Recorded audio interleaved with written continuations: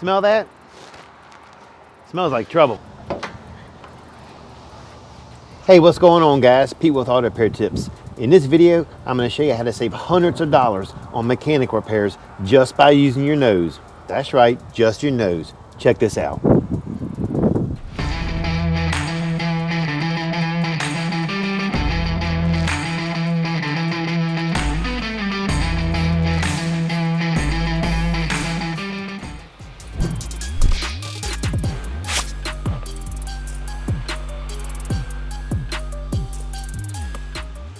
All right, everything looks good.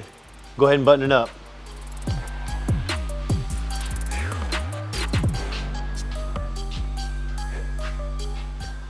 All right, guys, so I had a customer bring me his car into the shop for an overheating problem. Sure enough, checked it out, blown head gasket. So I did the repairs.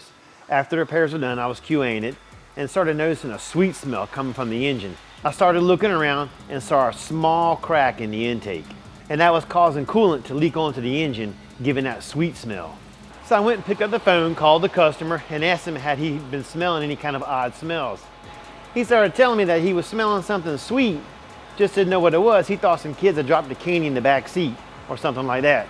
So I told him, if your wife comes to you and tells you she's smelling something funny in the car, or you have teenagers that drive and they're telling you they smell something funny in the car, take a second and go out there and smell yourself.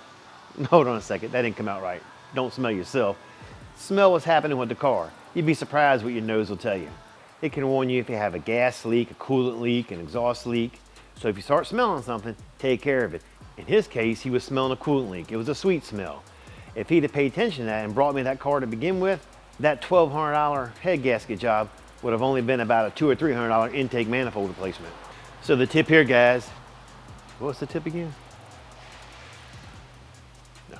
And the tip here, guys, even though it smells good, it can still be bad. Thanks again for watching. Catch you later.